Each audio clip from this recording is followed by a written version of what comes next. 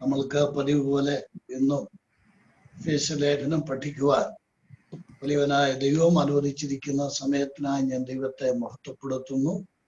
സംബന്ധിക്കുന്ന എല്ലാ പ്രിയപ്പെട്ടവരെയും സ്നേഹത്തോടെ കർത്താവിന്റെ നാമത്തിൽ വീണ്ടും ഈ ശുശ്രൂഷയിലേക്ക് സ്വാഗതം ചെയ്യുന്നതോടൊപ്പം തന്നെ കർത്താവിന്റെ നാമത്തിൽ പ്രത്യേകമായ വന്ദനം അറിയിക്കുന്നു. ഈ ലേഖനത്തിന്റെ ആമുഖം സംബന്ധിച്ച് ചില കാര്യങ്ങളാണ് കഴിഞ്ഞ 2 ക്ലാസ്സുകളിൽ നമ്മൾ പഠിച്ചത്. ഞാൻ പ്രാരംഭ ക്ലാസ്സിൽ തന്നെ പറഞ്ഞു, ലേഖനങ്ങളുടെ രാജ്ഞി എന്നാണ് ഈ എഴുത്തിനെ, പൗലോസിന്റെ ഈ രചനയെ വിളിക്കുന്നത് തന്നെ, വിശേഷിപ്പിക്കുന്നത് തന്നെ. പ്രധാനമായിട്ടും 2 വിധത്തിൽ ഈ ലേഖനത്തെ നമ്മൾ തിരിച്ച് പഠിക്കണം.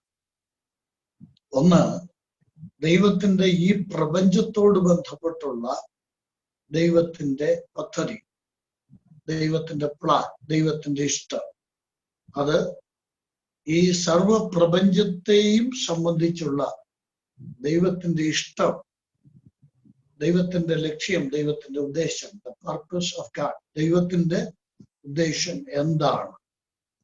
2, രക്ഷിക്കപ്പെട്ട ഒരു ദൈവ പൈതലിനെ സംബന്ധിച്ചുള്ള ദൈവിക ലക്ഷ്യം, ദൈവത്തിന്റെ ഉദ്ദേശം എന്താണ്. ഈ 2 പ്രതിപാദ്യങ്ങളാണ് പൗലോസ് തന്റെ ഈ ലേഖനത്തിന് വിഷയമാക്കി നമ്മളെ പഠിപ്പിക്കുന്നത്. ഞാൻ അത് 2ഉം ഓരോ വാചകങ്ങൾ ഒന്ന് പറഞ്ഞു പോകാം എന്നാഗ്രഹിക്കുക. 1-ാം അധ്യായത്തിന്റെ 10-ാം വാക്യം, ഈ പ്രപഞ്ചത്തെ സംബന്ധിക്കുന്ന ദൈവത്തിന്റെ ഉദ്ദേശം, ഈ സർവ പ്രപഞ്ചത്തെയും സംബന്ധിച്ചുള്ള ദൈവത്തിന്റെ ഉദ്ദേശം, ദൈവത്തിന്റെ ലക്ഷ്യം എന്താണ്, അത് ഈ ലേഖനത്തിൽ വ്യക്തമാക്കപ്പെടുന്നു. 1-ാം അധ്യായത്തിന്റെ 10-ാം വാക്യം, സ്വർഗത്തിലും ഭൂമിയിലും ഉള്ളത് എല്ലാം പിന്നെയും ക്രിസ്തുവിൽ ഒന്നാക്കി തീർക്കുക. ഇതാണ് ദൈവത്തിന്റെ ഭാവി പദ്ധതി എന്ന് പറയുന്നത്. ഈ യൂണിവേഴ്സ്, ഈ പ്രപഞ്ചത്തെ കുറിച്ചുള്ള, ഈ കോസ്മോസ്, ഈ പ്രപഞ്ചത്തെ കുറിച്ചുള്ള ദൈവത്തിന്റെ ലക്ഷ്യം, ദൈവത്തിന്റെ പദ്ധതി ഇതാണ്. ഈ പ്രപഞ്ചം ഇപ്പോൾ പാപം നിമിത്തം ഡിസോർഡർ ആയിട്ട് കിടക്കുകയാണ്. അത് അതിന്റെ ക്രമരാഹിത്യം അനുഭവിച്ചുകൊണ്ടിരിക്കുകയാണ്.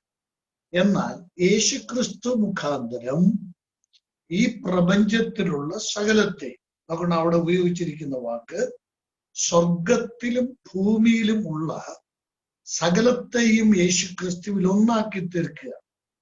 അത് അതിന്റെ ക്രമത്തിലേക്ക് കൊണ്ടുവരിക, ഓർഡറിലേക്ക്, യൂണിറ്റിയിലേക്ക് അതിനെ കൊണ്ടുവരിക എന്നുള്ളതാണ് ദൈവത്തിന്റെ പ്രാപഞ്ചികമായ പ്രപഞ്ചത്തോട് ബന്ധപ്പെട്ട ദൈവത്തിന്റെ ആത്യന്തിക ലക്ഷ്യം. അതാണ് ആ പ്രവൃത്തി യേശുക്രിസ്തു മുഖാന്തരം ദൈവം ആരംഭിച്ചു കഴിഞ്ഞു. അത് ക്രിസ്തുവിന്റെ ജഡാവതാരത്തോടുകൂടെ, മനുഷ്യാവതാരത്തോടുകൂടെ ആരംഭിച്ച് ഇന്ന് സഭയിലൂടെ അത് നിവൃത്തിയാക്കപ്പെട്ടുകൊണ്ട് ഭാവിയിൽ ക്രിസ്തുവിന്റെ മടങ്ങിവരവോടുകൂടെ, തുടർന്ന് നിത്യത ആരംഭിക്കുന്നതോടുകൂടെ, അത് ക്രമാനുഗതമായി നമ്മൾക്ക് പഠിക്കാവുന്നതാണ്, അത് നിങ്ങളുടെ ചിന്തയ്ക്ക് ഞാൻ വിടുകയാണ്. അങ്ങനെ ഭാവികാല നിത്യതയിലേക്ക് സഭ പ്രവേശിക്കുന്നതോടുകൂടെ ഈ പ്രപഞ്ചത്തിന്റെ സ്ഥിതിക്ക് ആകെ മാറ്റം വരും.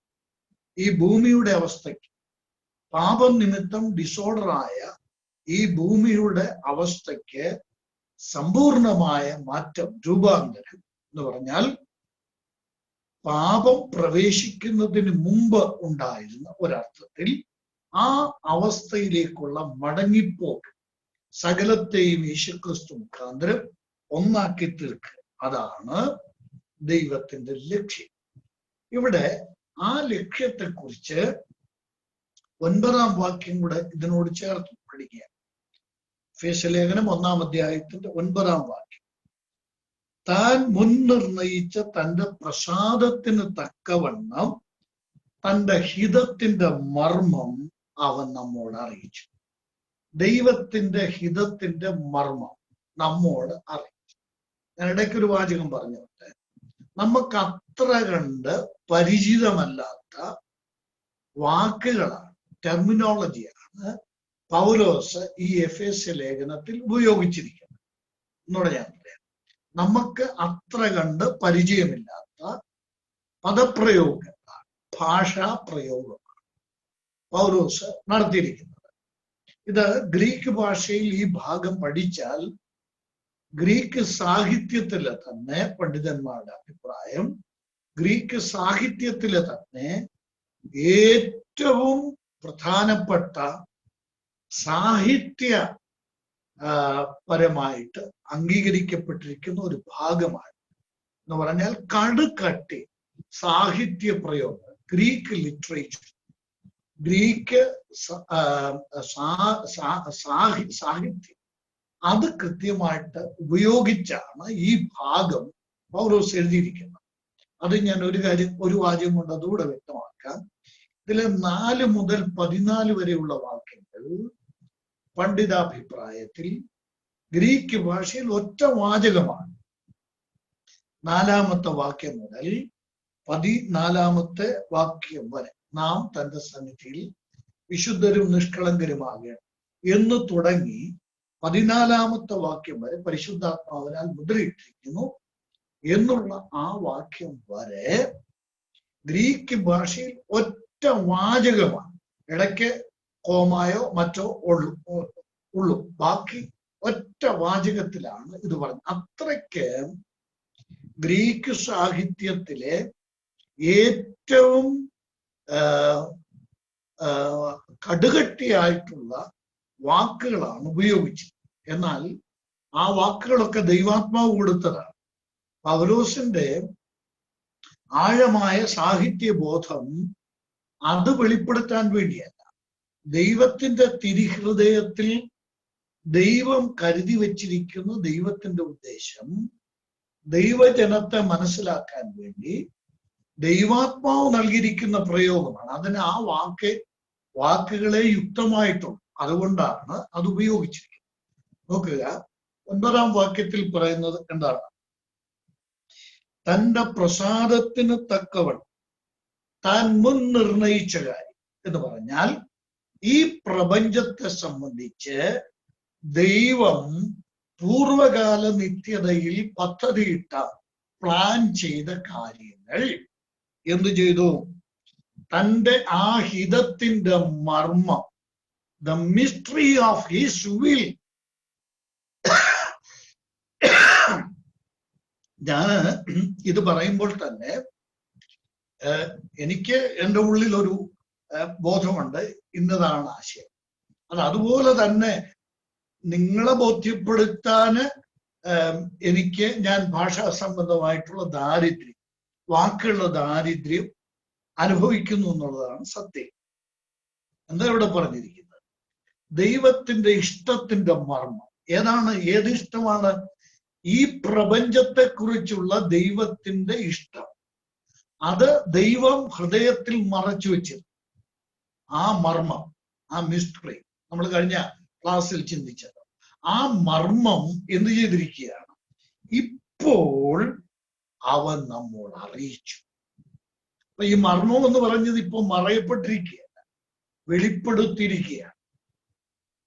വെളിപ്പെടുത്തപ്പെട്ടി. ഈ പ്രപഞ്ചത്തെ കുറിച്ചുള്ള ദൈവത്തിന്റെ ഇഷ്ടം ദൈവം വെളിപ്പെടുത്തി. ആ ഇഷ്ടം എന്താ? ദൈവത്തിന്റെ ആ ഹിതം എന്താ? ദൈവം ഈ പ്രപഞ്ചത്തെ കുറിച്ച് കരുതി വെച്ച രഹസ്യം എന്താ? അതാണ് 10-ാം വാക്യം നമ്മൾ കണ്ടത്. എന്താ? ഈ ഭൂമിയെയും സ്വർഗത്തെയും തമ്മിൽ നിരപ്പിക്കുന്ന, ഒന്നാക്കി തീർക്കുന്ന ദൈവീക പദ്ധതി. ആര് മുഖാന്തരം? യേശുക്രിസ്തു മുഖാന്തരം ഈ പ്രപഞ്ചത്തെ അതിന്റെ ഓർഡറിലേക്ക് മടക്കിക്കൊണ്ടുവരുന്ന ദൈവിക പദ്ധതിയുടെ അനാവരണം, അനാച്ഛാദനം, ആ ദൈവിക പദ്ധതിയുടെ വെളിപാട്, അതാണ് ഈ എഫേസ്യ ലേഖനം കൊണ്ട് ഉദ്ദേശിക്കുന്ന ഒന്നാമത്തെ കാര്യം. രണ്ടാമത്തെ കാര്യം, ഒരു വിശ്വാസിയെയും സഭയിലൂടെ ഒരു വിശ്വാസിയെ സംബന്ധിക്കുന്ന കാര്യങ്ങൾ വെളിപ്പെടുത്തുക എന്നുള്ളതാണ്. അതും ഇവിടെയല്ല, ഒന്നാക്കുക എന്നുള്ള പ്രയോഗം. 10-ാം വാക്യത്തിൽ നമ്മൾ കണ്ടത് എന്താണ്? സ്വർഗത്തെയും ഭൂമിയെയും ഒന്നാക്കി. ഇനി ദൈവസഭയിലൂടെ വിശ്വാസികളെ സംബന്ധിക്കുന്ന ദൈവത്തിന്റെ ഉദ്ദേശം, ദൈവത്തിന്റെ ഇഷ്ടം, അത് നമ്മുടെ ഈ ലേഖനത്തിന്റെ ഉള്ളറകളിലേക്കുള്ള പഠനത്തിൽ നമ്മൾക്കത് കൂടുതൽ വ്യക്തമാകുന്നതാണ്. 4-ാം അധ്യായത്തിന്റെ 32-ാം വാക്യത്തിൽ എഴുതിയ ലേഖനം 4-ാം അധ്യായത്തിന്റെ 32-ാം വാക്യത്തിൽ നിങ്ങൾ തമ്മിൽ ദയയും മനസ്സലിവും ഉള്ളവരായി ദൈവം ക്രിസ്തുവിൽ നിങ്ങളോട് ക്ഷമിച്ചതുപോലെ നിങ്ങളും അന്യോന്യം ക്ഷമിക്കുക. ഇവിടെ ഒറ്റ വാചകത്തിൽ പറഞ്ഞാൽ അർത്ഥം ഇതാ: ദൈവം യേശുക്രിസ്തു മുഖാന്തരം സ്വർഗഭൂമിയെ തമ്മിൽ യോജിപ്പിച്ചു, ആത്മീകമായി യോജിപ്പിച്ചു. നമ്മെ ദൈവത്തോട് ദൈവം നിരപ്പിച്ചു. അത് നമ്മൾ പിന്നാലെ ചിന്തിക്കുന്ന ഒരു വിഷയമാണ്. അതുപോലെ തന്നെ ദൈവത്തോട് നമ്മൾ നിരന്നതും, അല്ലെങ്കിൽ ദൈവവും നമ്മളുമായി നിരപ്പ് പ്രാപിച്ച് ഏകീഭാവത്തിൽ എത്തിയതുപോലെ തന്നെ ദൈവസഭയിലെ വിശ്വാസികൾ പരസ്പരം ഒന്നായിത്തീരണം. വിശ്വാസികൾ പരസ്പരമുള്ള ഐക്യം, ഇത് ഈ ലേഖനത്തിലെ ഏറ്റവും പ്രധാനപ്പെട്ട ഒരു വിഷയമാണ്. ഞാനത് ഇങ്ങനെ ഒന്ന് വ്യക്തമാക്കി മുന്നോട്ട് പോകാം. പാപം ഈ പ്രപഞ്ചത്തെ ആകെ ഡിസോർഡറിലാക്കി, ക്രമരഹിതമാക്കി. പാപനിമിത്തം ഈ പ്രപഞ്ചം മുഴുവൻ ആയിട്ട് അത് ക്രമരാഹിത്യത്തിലേക്ക് വന്നു. എന്നാൽ ഈ പ്രപഞ്ചത്തെ യേശുക്രിസ്തു മുഖാന്തരം ദൈവം ഒന്നാക്കി തീർക്കുന്നു. അതാണ് നമ്മൾ 1:10 കണ്ടത്, എഫേസ്യർ 1:10. എന്നാൽ ദൈവം ഉദ്ദേശിക്കുന്ന രണ്ടാമത്തെ കാര്യം ഞാനത് വ്യക്തമാക്കാൻ ആഗ്രഹിക്കുക. പാപം ഈ പ്രപഞ്ചത്തിൽ വരുത്തിയ ദുരന്തം, പാപം ഈ പ്രപഞ്ചത്തിൽ വരുത്തിയ ക്രമരാഹിത്യം പോലെ തന്നെ പാപം മനുഷ്യനും തമ്മിലുള്ള ബന്ധത്തിൽ ഉലച്ചിലുണ്ടാക്കി, വിള്ളലുണ്ടാക്കി, വിടവുണ്ടാക്കി, അകലമുണ്ടാക്കി. മനുഷ്യനും തമ്മിൽ അകലം. പാപം സ്വർഗത്തെയും ഭൂമിയെയും തമ്മിൽ അകറ്റി. അതേ പാപം മനുഷ്യനെയും തമ്മിൽ അകറ്റി.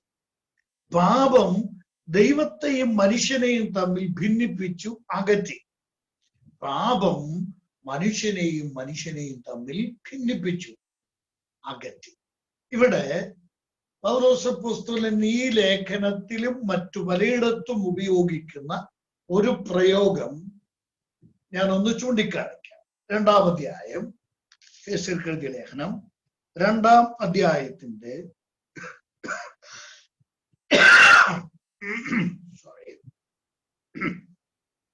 2-ാം അധ്യായത്തിന്റെ 14-ാം വാക്യം. അവിടെ ഞാൻ ആ വാക്ക് മാത്രം, ആ പ്രയോഗം മാത്രം പറയും, സമയലാഭത്തിന് വേണ്ടി ആ പ്രയോഗം മാത്രം ഒന്ന് ചൂണ്ടിക്കാണിച്ച് മുന്നോട്ട് പോകാൻ ആഗ്രഹിക്കുക. ശത്രുത്വം, അവിടെ ഉപയോഗിച്ചിരിക്കുന്ന ആ വാക്ക് ശത്രുത്വം. നോക്കുക, ശത്രുത്വം എന്ന് മാത്രമല്ല, മറ്റൊരു വാക്ക് ഇരുപക്ഷം, രണ്ട് പക്ഷം, വിഭാഗീയത. നമ്മള് സാധാരണ ഉപയോഗിക്കുന്ന ഒരു പദപ്രയോഗമാണല്ലോ വിഭാഗീയത. മാർക്സിസ്റ്റ് പാർട്ടിയിലെ വിഭാഗീയത, കോൺഗ്രസ് പാർട്ടിയിലെ വിഭാഗീയത, സഭയിലെ വിഭാഗീയത, ഓർത്തഡോക്സും യാക്കോബായും തമ്മിൽ വിഭാഗീയത, ഈ പദമെല്ലാം നമുക്കറിയാം. അപ്പോൾ ഒരു വിഭാഗീയതയുണ്ടാകും, ഇരുപക്ഷമായിട്ട്. ആ ഇരുപക്ഷത്തിൽ ഒരു പക്ഷത്തിന് സമീപസ്ഥർ എന്നുള്ള പേരാണ്, സമീപസ്ഥർ. മറ്റേ കൂട്ടർക്ക് ദൂരസ്ഥർ. രണ്ട് വിഭാഗം. അത് നമുക്ക് പിന്നാലെ ഈ സമീപസ്ഥരും ദൂരസ്ഥരുമാണ് ആരെന്നുള്ളത് നമ്മൾക്ക് പിന്നാലെ പഠിക്കാം. ഇപ്പൊ ഞാൻ സൂചിപ്പിക്കാൻ ആഗ്രഹിച്ച കാര്യം, പാപം മനുഷ്യനിൽ വരുത്തിയ ഭിന്നത, വിഭാഗീയത. ഉൽപ്പത്തി പുസ്തകം 3-4 അധ്യായങ്ങൾ ഇത് കാണാം. ഉൽപ്പത്തി പുസ്തകം 3-ാം അധ്യായത്തിലും 4-ാം അധ്യായത്തിലും ഇത് നമ്മൾക്ക് ദർശിക്കാം. എന്നാൽ 3-ാം അധ്യായത്തിൽ പാപം ദൈവത്തെയും മനുഷ്യനെയും തമ്മിൽ അകറ്റി. പാപം നിമിത്തം സംഭവിച്ച ഏറ്റവും പ്രധാനപ്പെട്ട അപകടകരമായ ഏറ്റവും വലിയ ദുരന്തം എന്ന് പറയുന്നത്, പാപനിമിത്തം ഉണ്ടായ ഏറ്റവും വലിയ ദുരന്തം എന്ന് പറയുന്നത്, ഏദെൻ പരദീസയിൽ നിന്ന് മനുഷ്യൻ പുറത്താക്കപ്പെട്ടു, ദൈവമായിട്ടുള്ള കൂട്ടായ്മയിൽ നിന്ന് മനുഷ്യനാകുന്നു. ദൈവവും മനുഷ്യനും തമ്മിലാകുന്നു, സ്വർഗവും ഭൂമിയും തമ്മിൽ ആകുന്നു. അതാണ് 3-ാം അധ്യായം. 4-ാം അധ്യായത്തിലോ മനുഷ്യനും മനുഷ്യനും തമ്മിലാകുന്നു. സ്വന്തം ജ്യേഷ്ഠൻ സ്വന്തം അനുജനെ അടിച്ചു കൊല്ലുകയാണ്. മനുഷ്യനും മനുഷ്യനും തമ്മിലുള്ള ധ്രുവീകരണം, മനുഷ്യനും മനുഷ്യനും തമ്മിലുള്ള ഭിന്നത, പാപം നിമിത്തമുണ്ടായ 2 ധ്രുവീകരണം, 2 വിഭാഗീയതയാണ് ഞാനിവിടെ പറയുന്നത്. ഒന്ന്, ദൈവവും മനുഷ്യനും തമ്മിലുള്ള അകൽച്ച. 2, മനുഷ്യൻ മനുഷ്യനോട് അകന്നു. എന്നാൽ നോക്കണം, ഈ 2-ാം അധ്യായത്തിൽ, എഫേസ്യർക്കെഴുതിയ ലേഖനം 2-ാം അധ്യായത്തിൽ നമ്മൾ കണ്ടത്, ആ ശത്രുത്വം കർത്താവായ യേശുക്രിസ്തു ക്രൂശിൽ വെച്ച് നീക്കുകയും ഈ ഇരുപക്ഷത്തെ 2 വിഭാഗമായി നിന്ന ഈ ഇരുപക്ഷത്തെയും തന്നിൽ ഒരു പുതുമനുഷ്യനാക്കി, ഒരു ശരീരമാക്കി മാറ്റി. ഇതാണ് ക്രിസ്തുവിന്റെ മിസ്റ്റിക്കൽ ബോഡി, ക്രിസ്തുവിന്റെ മാർമിക ശരീരം. ഇതാണ് നമ്മളെ യേശുക്രിസ്തുവിന്റെ ഒരു ശരീരത്തിന്റെ അവയവമാക്കി മാറ്റി, 1 ബോഡി, ഒരു ശരീരമാക്കി മാറ്റി. ദൈവം യേശുക്രിസ്തുവിൽ നമ്മോട് ക്ഷമിച്ചിട്ട് ദൈവവും നമ്മളും നാമും തമ്മിൽ നിരപ്പ് പ്രാപിച്ചു. നാം ദൈവത്തോട് ക്ഷമിക്കുകയല്ല, ദൈവം നമ്മോട് ക്ഷമിച്ചു. ദൈവം നമ്മോട് ക്ഷമിച്ചിട്ട് നമ്മെയും ദൈവത്തെയും തമ്മിൽ ദൈവം നിരപ്പിച്ചു. യേശുക്രിസ്തു മുഖാന്തരം ദൈവം നമ്മെ നിരപ്പിച്ചു. അതേ നിരപ്പ് തന്നെയാണ് ക്രൂശിൽ ക്രിസ്തു മുഖാന്തരം ദൈവം നമ്മെ പരസ്പരം, എന്നെയും നിങ്ങളെയും ദൂരസ്ഥരെയും സമീപസ്ഥരെയും തമ്മിൽ ഒന്നാക്കി. ഈ ടുഗദർനെസ് അഥവാ ടുഗദർ എന്നുള്ള വാക്കാണ് ഇവിടെ എല്ലാം ഉപയോഗിച്ചിരിക്കുന്നത്. ഒന്നാക്കി, ടുഗദർ ആക്കി തീർക്കുകയാണ്. ഈ വണ്ണസ്, ഈ യൂണിറ്റി, അതാണ് ഈ ലേഖനത്തിലെ മാനുഷിക ബന്ധങ്ങളോട് ചേർത്ത് ദൈവത്തിന്റെ ഉദ്ദേശമായി പറഞ്ഞിരിക്കുന്നു. 4-ാം അധ്യായത്തിലേക്ക് വരുമ്പോൾ ഈ യൂണിറ്റിയുടെ പരമകാഷ്ഠ, ഈ ഐക്യത്തിന്റെ ഏറ്റവും ഉന്നതമായ തലമാണ് 4-ാം അധ്യായത്തിൽ നമ്മൾ കാണുന്നത്. നോക്കണം, 4-ാം അധ്യായത്തിന്റെ 4-ാം വാക്യം വായിച്ച് ഞാൻ പോകാം.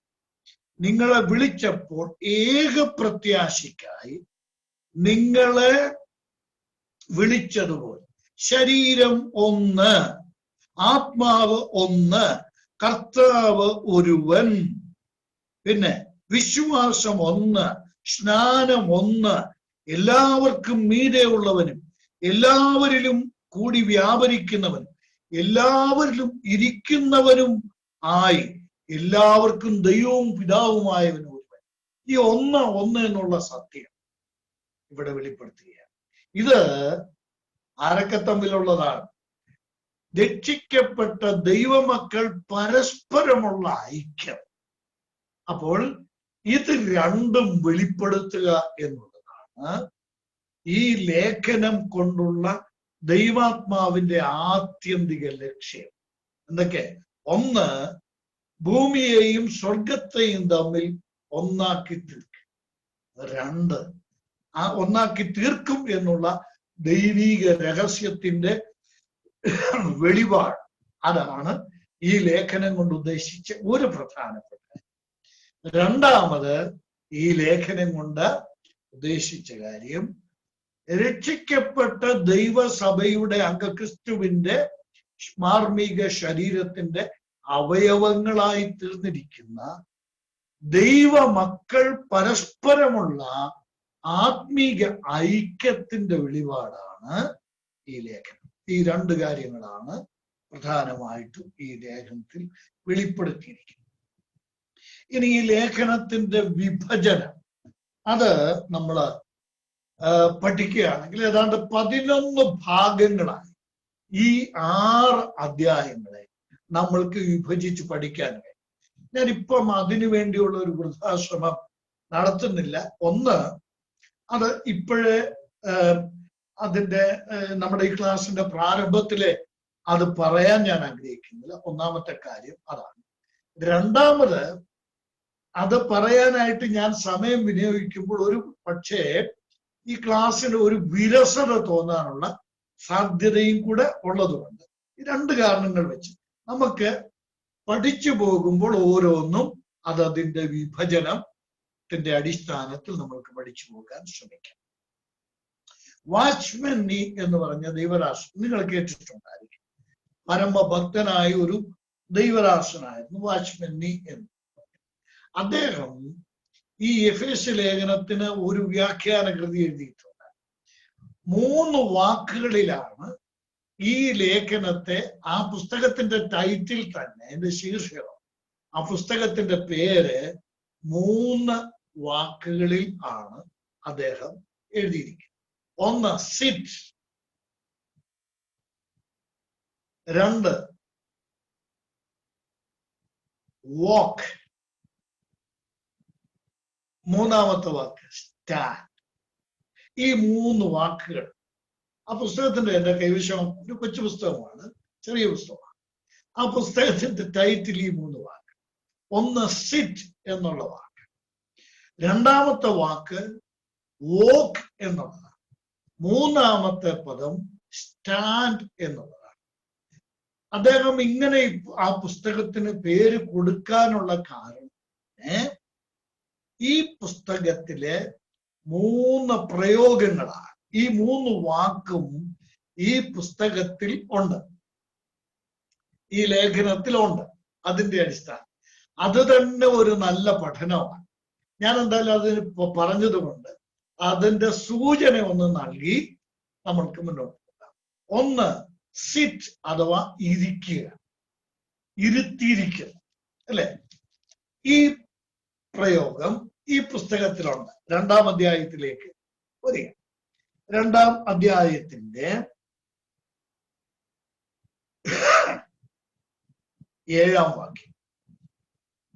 ആ ഇരുത്തിയിരിക്കുന്നു എന്നുള്ള പ്രയോഗം, ഇരുത്തി, ഇരിപ്പ് എന്നുള്ള പ്രയോഗം അവിടെ ഉണ്ടോ എന്ന് നോക്കട്ടെ. ക്രിസ്തുയേശുവിൽ അവനോടുകൂടെ ഉയർത്തെഴുന്നേൽപ്പിച്ച് സ്വർഗത്തിൽ ഇരുത്തുകയും ചെയ്തു. അപ്പോൾ വാച്ച്മാൻ നീ പറഞ്ഞത് ഒന്ന് എന്താ? നമ്മെ സ്വർഗത്തിൽ ഇരുത്തിയിരിക്കുന്നു. ഈ ലേഖനത്തിന്റെ ആദ്യ ഭാഗം വ്യക്തമാക്കുന്നത്, നമ്മൾക്ക് നൽകുന്ന സന്ദേശം ഇതാണ്. എന്താ? നമ്മെ സ്വർഗത്തിൽ ഇരുത്തിയിരിക്കും. ഇത് ഒരു ആത്മീക അനുഭവമാണ്. യേശുക്രിസ്തുവിനോടുകൂടെ നമ്മെ ഉയർത്തെഴുന്നേൽപ്പിച്ച് സ്വർഗത്തിൽ ഇരുത്തിയിരിക്കുന്നു. ഈ ക്ലാസ്സില് പങ്കെടുക്കുന്ന എല്ലാ ദൈവമക്കളോടും എല്ലാ എളിമയോടും കൂടെ ഞാൻ ചോദിക്കാൻ ആഗ്രഹിക്കുക, ഇങ്ങനെ ഒരു ചിന്താഗതി, ഇങ്ങനെയുള്ള ധാരണ നമ്മെ ഭരിക്കുന്നുണ്ടോ? ഞാൻ സ്വർഗത്തിൽ ഇരുത്തപ്പെട്ടവനാണ്, ഞാൻ അതിന്റെ വശങ്ങളിലേക്കൊക്കെ പ്രവേശിക്കാനോ വിശദീകരിക്കാനോ നിന്നാൽ ഇന്നത്തെ ക്ലാസ് മൊത്തം അതിനു വേണ്ടി വിനിയോഗിക്കേണ്ടതായി. നമ്മൾ പാപസംബന്ധമായി യേശുക്രിസ്തുവിനോടുകൂടെ മരിച്ചവരാണ്. അതാണ് ഈ എഫേസ്യ ലേഖനം 2-ാം അധ്യായത്തിൽ. റോമാലേഖനം 6-ാം അധ്യായത്തിന്റെ 1 മുതൽ 11 വരെയുള്ള വാക്യങ്ങളിൽ ഇത് കാണാൻ കഴിയും. റോമർ 6-ന്റെ 1 മുതൽ 11 വരെയുള്ള വാക്യങ്ങളിലും ഈ സത്യം നമ്മൾക്ക് കാണാൻ സാധിക്കും. എന്താ? പാപസംബന്ധമായി നമ്മൾ ക്രിസ്തുവിനോടുകൂടെ മരിച്ചു. 2, നമ്മൾ യേശുക്രിസ്തുവിനോടുകൂടെ അടക്കപ്പെട്ടു. 3, നമ്മൾ യേശുക്രിസ്തുവിനോടുകൂടെ ഉയർത്തെഴുന്നേറ്റു. റോമാലേഖനം 6-ാം അധ്യായത്തിൽ ഇത്രയും വരെ പറഞ്ഞിട്ടു. നമ്മെ കർത്താവിനോടുകൂടെ ഉയർത്തെഴുന്നേൽപ്പിച്ചു. നാം യേശുക്രിസ്തുവിനോടുകൂടെ ഉയർത്തെഴുന്നേറ്റിരിക്കും. എന്നാൽ എഫേസ്യ ലേഖനത്തില് അതിന്റെ യാഥാർത്ഥ്യ ബോധത്തോടുകൂടെ പൗലോസ് തന്നെ, റോമാലേഖനം എഴുതിയ പൗലോസ് തന്നെ ഇവിടെ പറയുകയാണ്, നമ്മെ സ്വർഗത്തിൽ ഇരുത്തിയിരിക്കുന്നു. യേശുക്രിസ്തു സ്വർഗത്തിൽ ഇരിക്കുന്ന ഇടമായ ആ ഇടത്ത് നമ്മെയും ഇരുത്തിയിരിക്കുകയാ. ഈ സ്വർഗീയ സൗഭാഗ്യം, ഈ സ്വർഗീയ സന്തോഷം എത്ര ദൈവമക്കൾ അനുഭവിക്കുന്നു എന്നുള്ളതാണ് ചിന്തിക്കേണ്ട ഏറ്റവും പ്രസക്തമായ വിഷയം. അപ്പോ ഈ ദൈവദാസൻ എഴുതിയ പുസ്തകത്തില് ആദ്യ ഭാഗത്ത് താൻ പ്രതിപാദിക്കുന്നത് ഈ സത്യമാണ്. എന്ത്? നമ്മെ സ്വർഗത്തിൽ ഇരുത്തിയിരിക്കുന്നു. സിറ്റ് എന്നുള്ള വാക്കുകൊണ്ട് അദ്ദേഹം ഉദ്ദേശിച്ചതാണ്. 2, രണ്ടാമത്തെ വാക്ക് വോക്ക് എന്നുള്ള വാക്ക്, നടപ്പ്. ഈ ലേഖനത്തിലെ 2ാമത്തെ പദപ്രയോഗമായി അദ്ദേഹം കണ്ടെത്തിയിരിക്കുന്ന, അല്ലെങ്കിൽ ആർക്കും അനായാസം കണ്ടെത്താൻ പറ്റും, കണ്ടെത്തിയിരിക്കുന്ന പ്രയോഗം നടപ്പ് എന്നുള്ളതാണ്. 2-ാം അധ്യായത്തിലാണ് ഇരിപ്പിനെ കുറിച്ച് പറഞ്ഞത്. എന്നാൽ 4-ാം അധ്യായത്തിലേക്ക് നോക്കുക, അവിടെയാണ് നടപ്പിനെ കുറിച്ച് പ്രതിപാദിച്ചിരിക്കുന്നത്. നോക്കണം, 1-ാം വാക്യവും 2-ാം വാക്യം. എഫേസ്യ ലേഖനം 4-ാം അധ്യായത്തിന്റെ ആദ്യത്തെ 2 വാക്യം. കർത്തൃസേവ നിമിത്തം ബദ്ധനായിരിക്കുന്ന ഞാൻ പ്രബോധിപ്പിക്കുന്നത്, നിങ്ങളെ വിളിച്ചിരിക്കുന്ന വിളിക്ക് യോഗ്യമാം വണ്ണം പൂർണ്ണ വിനയത്തോടും സൗമ്യതയോടും ദീർഘക്ഷമയോടും കൂടെ നടക്കി. ഈ ഓരോ പ്രയോഗമൊന്നും ഞാനിപ്പം വ്യാഖ്യാനിക്കുന്നില്ല, നമ്മൾക്ക് പിന്നാലെ അത് പഠിക്കാം, ശ്രമിക്കാം. നോക്കുക, നടക്കുകയും, നടപ്പ്, വിശ്വാസിയുടെ നടപ്പ്. 2-ാം അധ്യായത്തിൽ വിശ്വാസിയെ സ്വർഗത്തിൽ ഇരുത്തിയിരിക്കും. 4-ാം അധ്യായത്തിൽ വന്നപ്പോൾ സ്വർഗത്തിൽ ഇരിക്കുക മാത്രമല്ല, ഭൂമിയിൽ നടക്കുന്നവരുമാണ് ദൈവം. ചിലർക്ക് ഈ സ്വർഗത്തിലെ ഇരിപ്പ് വലിയ ഇഷ്ടമാണ്. പത്രോസ് പറഞ്ഞല്ലോ, ഇവിടെ ഇരിക്കുന്നതല്ല, താഴോട്ടൊന്നും പോവുകയെ വേണ്ട, നമുക്ക് 3 കുടിലുണ്ടാക്കാം, ഇവിടെ ഇരിക്കാം. മർരൂവ മലയുടെ സ്വർഗീയ അനുഭൂതിയിൽ പത്രോസ് പറഞ്ഞു, നമ്മൾക്ക് 3 കുടിലുണ്ടാക്കാം. വാസ്തവത്തിൽ 6 കുടിലുണ്ടാക്കണം. കാര്യം അവിടെ 6 പേരുണ്ട്. മോശയുണ്ട്, ഏലിയാവുണ്ട്, യേശുക്രിസ്തുവുണ്ട്, പത്രോസുണ്ട്, യാക്കോബുണ്ട്, യോഹന്നാനുണ്ട്. 6 പേരുണ്ട്. പക്ഷെ അദ്ദേഹം 3 കുടിലാ പറഞ്ഞു. എന്താ കാരണം? തങ്ങളെ തന്നെ മറന്നുപോയി. അവരെ 3 പേരെ മറന്നു. മറ്റു 3 പേരെ മാത്രമേ അവര് കാണുന്നു. അതാണ് സ്വർഗീയ അനുഭവത്തിന്റെ സവിശേഷം. സ്വയം മറന്നു പോകുന്ന അനുഭവമാണ്. ആ അനുഭവത്തിൽ ഇരിക്കുന്നതാണ് അനേക വിശ്വാസികൾക്കും ഇഷ്ടം. എന്നാൽ വളരെ വിനയത്തോടെ ദൈവത്തിന്റെ പരിശുദ്ധാത്മാവ് പറയുന്ന കാര്യം ഞാൻ ഓർമ്മിപ്പിക്കാം. നമ്മൾ സ്വർഗത്തിലിരിക്കേണ്ടവരാണ്, സ്വർഗത്തിലിരിക്കുന്നവരാണ്, അപ്പോൾ തന്നെ ഭൂമിയിൽ നടക്കുന്നവരാണ്, ഭൂമിയിൽ നടക്കേണ്ടവരാണ്. ഭൂമിയിലെ നടപ്പ് അവഗണിച്ചുകൊണ്ട് സ്വർഗത്തിലെ ഇരിപ്പിൽ രമിക്കുക, അത് ക്രൈസ്തവമല്ല. അതൊരു ബാലൻസ്ഡ് ക്രിസ്ത്യാനിറ്റി അല്ല. സമതുലനാവസ്ഥയിലുള്ള ഒരു ക്രിസ്തീയത്വമല്ല അത്. ഒരു വിശ്വാസ ജീവിതം, ഒരു ആത്മീയതയല്ല. സമതുലനാവസ്ഥയിലുള്ള, സന്തുലിതാവസ്ഥയിലുള്ള ക്രിസ്തീയ ജീവിതം എന്ന് പറഞ്ഞാൽ അത് സ്വർഗത്തിലിരിക്കുന്ന അനുഭവം ആസ്വദിക്കുമ്പോൾ തന്നെ ഭൂമിയിൽ നടക്കുന്ന അനുഭവം. അത് ഉത്തരവാദിത്വമാണ്. ആ നടപ്പ് നമ്മുടെ ഉത്തരവാദിത്വത്തോട് ബന്ധപ്പെട്ടതാണ്. അവിടെ പറഞ്ഞിരിക്കുന്ന 3 വാക്കുകൾ, എങ്ങനെ നടക്കണം എന്നുള്ള 3 പ്രയോഗം നിങ്ങളുടെ ചിന്തയ്ക്ക് ഞാൻ വിടുകയാണ്. പൂർണ്ണ വിനയത്തോട്, സൗമ്യതയോടെ, ദീർഘക്ഷമയോടെ നടക്കുക.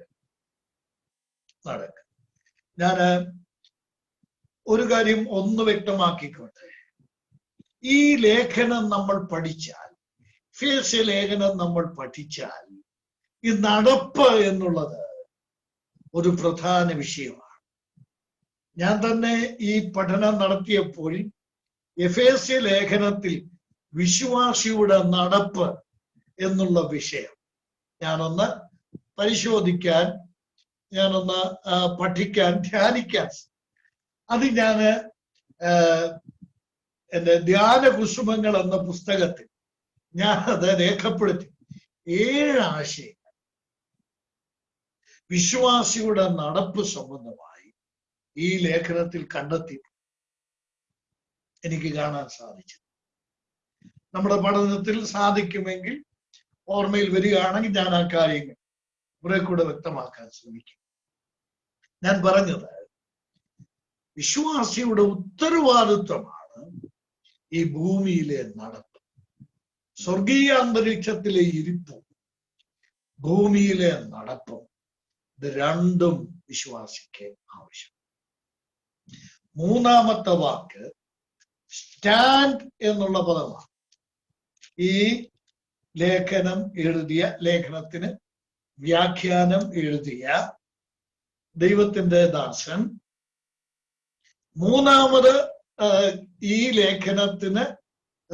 ലേഖന പഠനത്തിന് ടൈറ്റിലായിട്ട്, ശീർഷകമായിട്ട്, തലക്കുറിയായി താൻ കണ്ടെത്തിയ വാക്ക്, 3-ാമത്തെ വാക്ക് 6-ാം അധ്യായത്തിലാണ്. നിൽപ്പ് എന്നുള്ള വാക്ക്, സ്റ്റാൻഡ് എന്നുള്ള വാക്ക് 6-ാം അധ്യായത്തിന്റെ 16-ാം വാക്യം നോക്ക്. 6:16. എല്ലാറ്റിനും മീതെ ദുഷ്ടന്റെ തീയമ്പുകളെ ഒക്കെയും കെടുക്കുവാൻ തക്കതായ വിശ്വാസം എന്ന പരിച എടുത്തും കൊണ്ട് നിൽക്കുകയും. പഴയ മലയാളം നിൽപ്പീൻ എന്നുള്ള, പുതിയ ഭാഷാപ്രയോഗത്തിൽ നിൽക്കുകയും. ഇരിക്കുന്നു, നടക്കണം, പിന്നെ 3 നിൽക്കണം, 3-ാമത്തെ പ്രയോഗം. ഇത് എവിടെയാണ്? ഈ നിൽപ്പ് എവിടെയാണ്? ഇരിപ്പ് സ്വർഗത്തിലാണ്, നടപ്പ് ഭൂമിയിലാണ്. നിൽപ്പ് എവിടെയാണ്?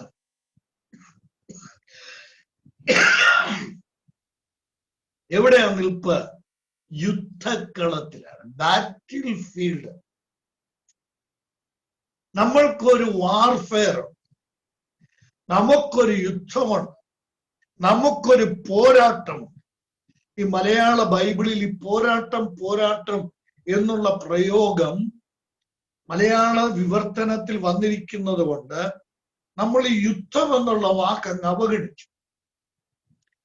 പ്രിയപ്പെട്ടവരെ, വാസ്തവത്തിൽ പോരാട്ടം എന്ന് പറഞ്ഞാൽ അമ്മായിയമ്മയും മരുമോളും തമ്മിലുള്ള പോരാട്ടം എന്തുവാ? ഒരുപോലെയല്ല. അതല്ല. പിന്നെ ഇത് ഒരു യുദ്ധമാണ്. യുദ്ധക്കളത്തിലാണ് വിശ്വാസിയുടെ സ്ഥാനം. അവിടെ നിൽക്കുന്നവനാണ് വിശ്വാസി, കളിക്കളത്തിലല്ല. ഇന്ന് ക്രിസ്തീയ സഭകളെയും വിശ്വാസികളെന്ന് അവകാശപ്പെടുന്നവരെയും അവരുടെ ജീവിതത്തെയും നമ്മൾ അപഗ്രഥിച്ചാൽ, പഠിക്കാൻ ശ്രമിച്ചാൽ, നമ്മൾക്കിന്ന് കാണാൻ കഴിയുന്നത് ഒരു കളിക്കളത്തിൽ നിന്ന് തമാശയും പറഞ്ഞ് കളിയും ചിരിയും ഒക്കെ ആയിട്ട് ഒരു ജീവിതം നയിക്കുക, ഉല്ലാസഭരിതമായ ഒരു ജീവിതം. ക്രിസ്തീയ ജീവിതത്തിന്റെ സീരിയസ്നെസ്, അതിന്റെ ഗൗരവം ഇന്ന് വിശ്വാസികൾക്ക് അറിഞ്ഞുകൂടാ. ഞാൻ എളിമയോടെ പറയട്ടെ, വളരെ അപകടകരമായ ഒരു പരിതസ്ഥിതിയിലേക്ക് ദൈവജനം വന്നു ചേർന്നിരിക്കുക. എന്താ അത്? അവരുടെ സ്ഥാനം, അവരുടെ ഉത്തരവാദിത്വം സംബന്ധിച്ച് അവർക്ക് ബോധ്യമില്ല, അവർക്ക് അറിഞ്ഞുകൂടാ. അതാണ് അതിന്റെ സത്യം. വളരെ ലാഘവമായിട്ട് ഇന്ന് ഞാൻ ഈ പറയുമ്പോൾ ആരും തെറ്റിദ്ധരിക്കരുത്, ഞാൻ ഈ പറയുന്ന കാര്യം. ഇന്ന് നമ്മുടെ ഈ ആത്മീയ ലോകത്ത് നമ്മൾ കണ്ടുവരുന്ന ടെൻഡൻസി, പ്രവണതകൾ നമ്മൾ ഓർക്കണം. എന്താ? പിന്നെ വാദ്യോപകരണങ്ങളൊക്കെ ഉപയോഗിച്ച് വേദികളിൽ നിന്ന് ആട്ടവും പാട്ടും കൂത്തും ഒക്കെ ആയിട്ട് ക്രിസ്തീയ ജീവിതത്തിന്റെ ആ ഗൗരവം, ആ സ്വഭാവം തന്നെ മാറ്റിയിരിക്കുക. അവർ ധരിക്കുന്ന ഡ്രസ് കോഡൊക്കെ നിങ്ങൾ നോക്കിയാൽ അറിയാം. എന്തെല്ലാം കാര്യങ്ങളാണ് അവിടെ. ഞാൻ വിമർശിക്കുന്നതെന്ന് നിങ്ങൾ വിചാരിക്കുക. ക്രിസ്തീയ ജീവിതത്തിന്റെ ഗൗരവം, അതിന്റെ പോരാട്ട തലം, അതിന്റെ യുദ്ധം, അത് പലരും വിസ്മരിച്ചിരിക്കുക. അതുകൊണ്ട് സംഭവിച്ചിരിക്കുന്നത്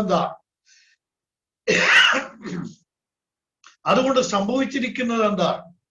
അടുത്ത തലമുറയ്ക്ക് ഇത് ക്രിസ്തീയ ജീവിതത്തിലെ പോരാട്ടത്തെ കുറിച്ച് ഒരു തമാശ, ഒരു കളി, ഒരു ചിരി, ഒരു ഡാൻസ്, ഒരു ഉല്ലാസം, ഒരു എക്സൈറ്റ്മെന്റ്, ഒരു റിലാക്സേഷൻ,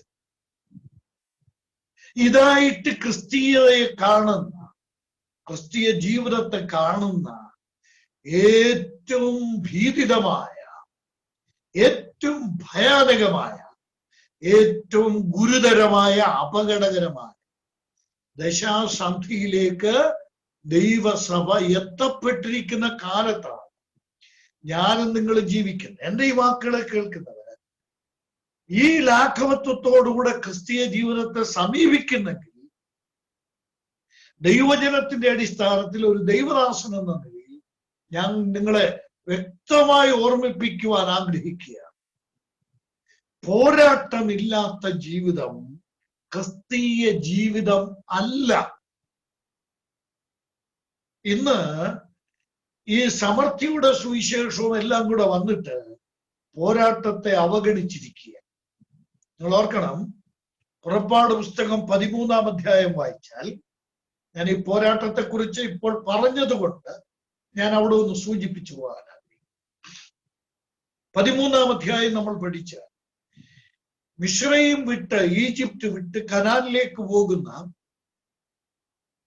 ആ യാത്രയെ സംബന്ധിച്ച് പറയുന്നത്, അവർക്ക് എളുപ്പമുള്ള ഒരു വഴിയിൽ കൂടെ കനാൻ നാട്ടിൽ ചെല്ലാമായിരുന്നു. പണ്ഡിതാഭിപ്രായം അനുസരിച്ച് 11 ദിവസങ്ങൾ കൊണ്ട് നടന്ന്, ഈ ഭൂപ്രദേശം എല്ലാം അടുത്തടുത്ത പ്രദേശങ്ങളാണ്, 11 ദിവസം കൊണ്ട് നടന്ന് അവർക്ക് കനാനിൽ എത്താമായിരുന്നു. എന്നാൽ ദൈവം അവരെ മരുഭൂമിയിൽ ചുറ്റി നടത്തിച്ചു എന്ന് നമ്മൾ വായിക്കും. എന്തിനാണ് ദൈവം അങ്ങനെ ചെയ്തത് എന്ന് കൃത്യം തിരുവെഴുത്തിൽ പറഞ്ഞിട്ടുണ്ട്. എന്തിനു വേണ്ടിയാണ് അങ്ങനെ ചെയ്തത്?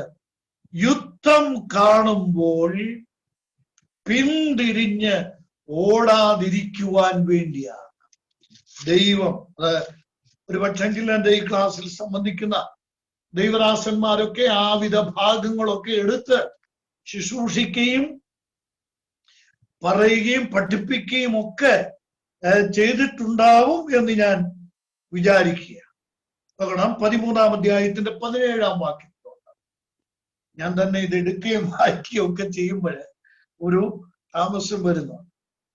ഫറവോൻ തൻ ജനത്തെ വിട്ടയച്ച ശേഷം ഫിലിസ്ത്യരുടെ ദേശത്തൂടെ ഉള്ള വഴി അടുത്തതെങ്കിൽ കനാനിൽ എത്താനുള്ള വഴി, ഫിലിസ്തീയ ദേശത്തിലൂടെ എത്താനുള്ള വഴി അടുത്തത് എന്ന് വരിക.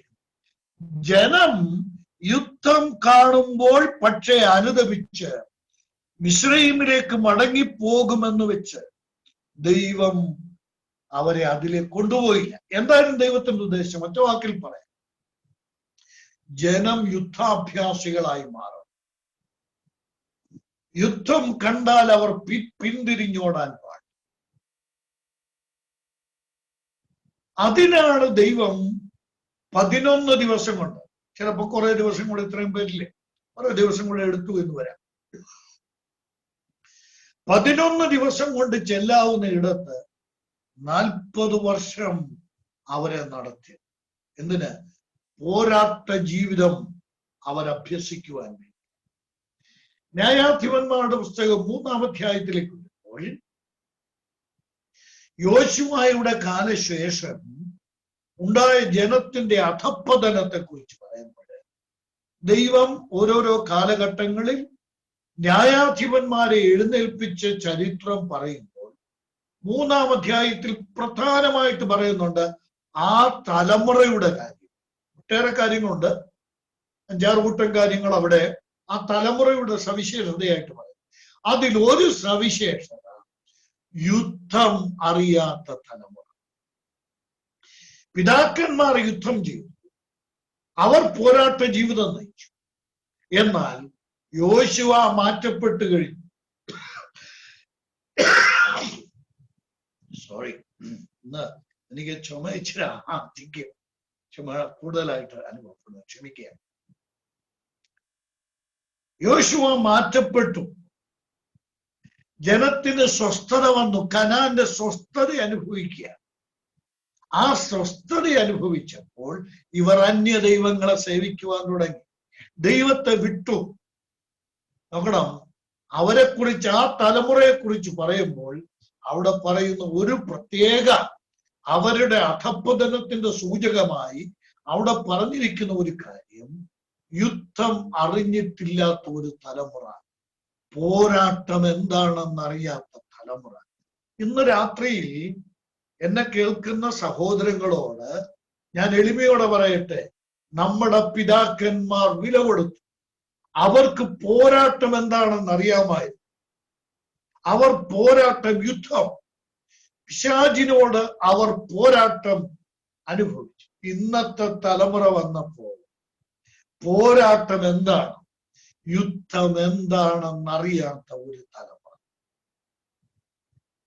ഇവിടെയാണ് ഈ 6-ാം അധ്യായത്തിന്റെ പ്രസക്തി ശതഗുണീഭവിക്കുന്നത്. എന്താ? ദൈവജനത്തിന് യുദ്ധം ഉണ്ട്. ഈ 6-ാം അധ്യായത്തിന്റെ 10 മുതലുള്ള വാക്യങ്ങളാണ് പോരാട്ട ജീവിതത്തെ കുറിച്ച് പ്രതിപാദിക്കുന്ന ഭാഗം. ഇവിടെ പ്രസക്തമായ 2 കാര്യങ്ങൾ പരിഗണിക്കും. ഈ പോരാട്ടത്തോട് ബന്ധപ്പെട്ട 2 സത്യങ്ങൾ നമ്മൾ ഗ്രഹിച്ചിരിക്കും. ഒന്ന്, നമ്മുടെ പോരാട്ടം ആരോടാണ്. 2, നമ്മുടെ പോരാട്ടത്തിന് ഉപയോഗിക്കേണ്ട ആയുധങ്ങൾ എന്തൊക്കെയാണ്. 6-ാം അധ്യായത്തിലേക്ക് വരുമ്പോൾ സാധിക്കുമെങ്കിൽ കർത്താവിന്റെ വരവ് താമസിച്ച് ഈ പഠനം പുരോഗമിച്ചു വരികയാണെങ്കിൽ 6-ാം അധ്യായത്തിലെത്താൻ നമ്മൾക്ക് അവസരം ലഭിക്കുകയാണെങ്കിൽ അപ്പോൾ ഞാൻ ഇത് കൂടുതൽ വ്യക്തമാക്കിക്കോളാം. എന്നാൽ ഈ 2 കാര്യങ്ങൾ ഇപ്പോൾ പറഞ്ഞ് നമ്മൾക്ക് മറ്റു ഭാഗങ്ങളിലേക്ക് പോകാം എന്ന് വിചാരിക്കുക. ഈ ലേഖനത്തിന്റെ 1-ാം അധ്യായത്തിലേക്ക് പ്രവേശിച്ച് നിർത്തണം എന്നുള്ള താല്പര്യത്തിലാണ് ഇന്നത്തെ ക്ലാസ് ഞാൻ ആരംഭിച്ചിരിക്കുന്നത്. രണ്ട് പ്രധാനപ്പെട്ട കാര്യം യുദ്ധത്തോട്, സ്പിരിച്വൽ വാർഫെയറിനോട് ബന്ധപ്പെട്ട്, ആത്മിക യുദ്ധത്തോട്, പോരാട്ടത്തോട് ബന്ധപ്പെട്ട് രണ്ട് കാര്യം. ഒന്ന്, നമ്മുടെ യുദ്ധം ആരോടല്ല, ആരോടാണ്. ഇവിടെ നോക്കണം, ഈ 12-ാം വാക്യം മുതൽ പൗലോസ് അപ്പോസ്തലൻ പറയുന്നത്, നമ്മുടെ നെഗറ്റീവ് ആസ്പെക്റ്റിൽ ആദ്യം പറയുകയാണ്, നമുക്ക് പോരാട്ടമുള്ളത് ജഡരക്തങ്ങളോടല്ല. ജഡരക്തങ്ങൾ എന്നുള്ള വാക്കിന്റെ അർത്ഥം മനുഷ്യർ എന്നാണ്. ജഡവും രക്തവും ഉള്ളവരാരോ അവരാണ് ജഡരക്തങ്ങളോട് കൂടിയവർ, അവർ മനുഷ്യരാണ്. നമുക്ക് പോരാട്ടമുള്ളത് മനുഷ്യരോടല്ല. ലളിതമായ ഭാഷയിൽ നമുക്ക് നമ്മുടെ ആത്മീക യുദ്ധം മനുഷ്യരോടല്ല. പിന്നെ ആരോടാണ്? ഏറ്റവും ഒടുവിലത്തെ വാക്യം പറയും, സ്വർലോകങ്ങളിലെ ദുഷ്ടാത്മസേനയോട്.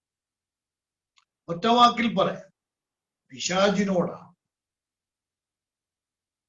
ഒരു ഈവിൾ സ്പിരിച്വൽ വേൾഡ് നമ്മുടെ മുമ്പിലുണ്ട്. ഒരു ദുഷ്ടാത്മ ലോകം നമ്മുടെ മുമ്പിലുണ്ട്. സ്വർലോകം, സ്വർലോകം ഒരു സ്പിരിച്വൽ വേൾഡാണ്. ഒരു ആത്മീക ലോകമാണ്. ആ സ്പിരിറ്റ് ഏതാണ്? Evil spirit, ദുഷ്ടാത്മ